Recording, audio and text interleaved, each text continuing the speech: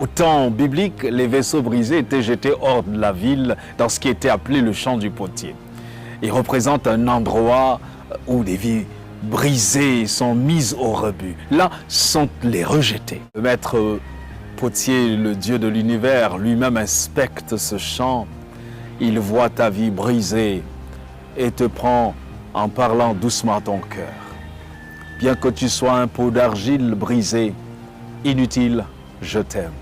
Tous tes espoirs et tes rêves ont été détruits, mais j'ai un plan pour ta vie.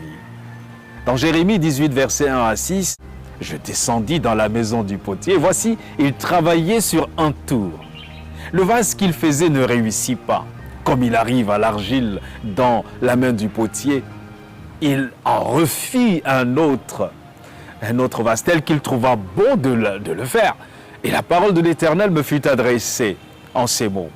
Ne puis-je pas agir envers vous comme ce potier? Après la mise en forme, vient le temps des épreuves. Le Seigneur te place sur la tablette afin de te sécher. Les vents chauds et secs du désert soufflent fort. Comme Jésus qui avait été conduit dans le désert afin d'y être éprouvé, le Saint-Esprit réalise cette mission.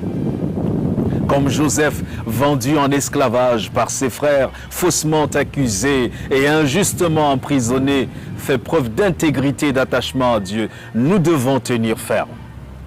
Soupire après les ondées divines, pleure devant Dieu, mais ne lâche jamais prise.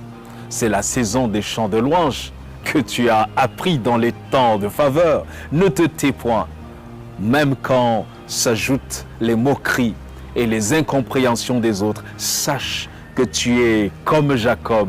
Dieu veut changer ton nom. Dieu te réconforte et te dit, après ce désert, il y a la cuisson au four. C'est là que toutes les impuretés commencent à fondre. La haine, le ressentiment, la colère, l'impatience, la convoitise, l'amertume, l'avarice montent en surface. Les tensions voient le jour dans tes relations et dans le lieu même de service. Au milieu de toutes ces épreuves, Dieu te demande, « Oh, cher enfant, veux-tu me laisser mouler et former ta vie? Me laisseras-tu imprimer ma marque au plus profond de ton être ?» Comme disait Mildred White Struven, un vase d'argile séché au soleil sera toujours un pot d'argile. Il doit passer par la chaleur blanche du fourneau pour devenir de la porcelaine.